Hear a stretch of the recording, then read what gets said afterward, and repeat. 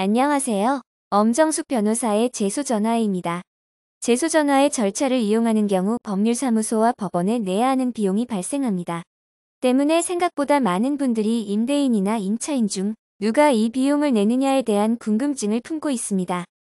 특히나 임차인의 입장에서는 임대인에게 유리한 제소전화의 비용을 우리가 반씩이나 부담하는 것이 맞냐라는 문의를 하시는데요. 그래서 이번 시간에는 임대인과 임차인 중 누가 제소전화의 비용을 내야 하는가에 대해 설명드리는 자리를 마련했습니다. 1. 반반씩 내는 경우가 가장 많았다. 사실 제소전화의 조서 비용은 딱 누가 내야 한다는 기준은 없습니다. 상황에 따라 조금씩 다르기 때문인데요.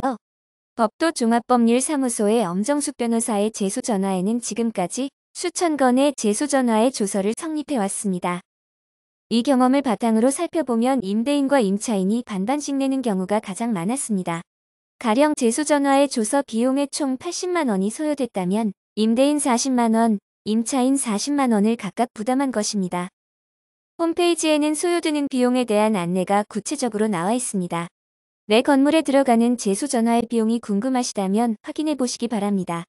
홈페이지는 네이버에서 엄정숙 변호사의 제소전화를 검색하시면 찾을 수 있습니다. 바로 전화해서 알아보시기 원하시는 분은 전화 주셔도 됩니다. 전화로 이메일 주소만 알려주시면 해당 건물의 제소전화에 비용을 직접 작성하여 이메일로 보내드리고 있습니다. 물론 무료입니다. 2. 임차인이 모두 내야 하는 경우도 있나요?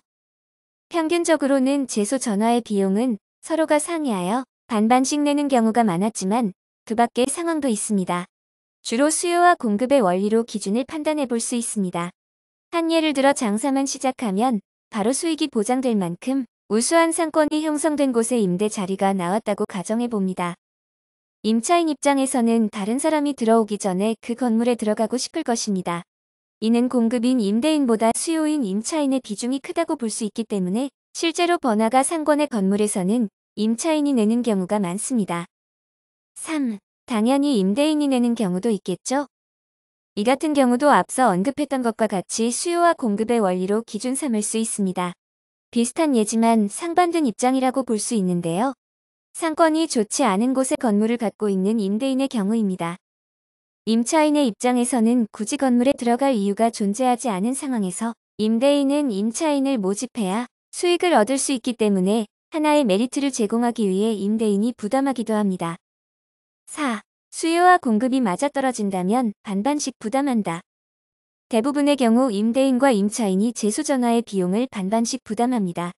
이는 수요와 공급의 원리로 따졌을 때 적절한 비중인 경우라고 볼 수 있습니다. 큰 번화가에 준하는 어느 정도 상권이 형성된 곳에서 임대인과 임차인 모두가 서로를 필요로 할 때 반반씩 내는 경우가 일반적입니다.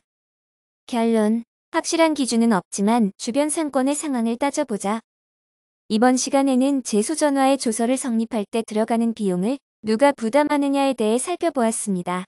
요약하면 제소전화의 비용은 법적으로 정해진 기준은 없다는 점입니다. 상권 형성에 따라 상황이 조금씩 다르기 때문입니다.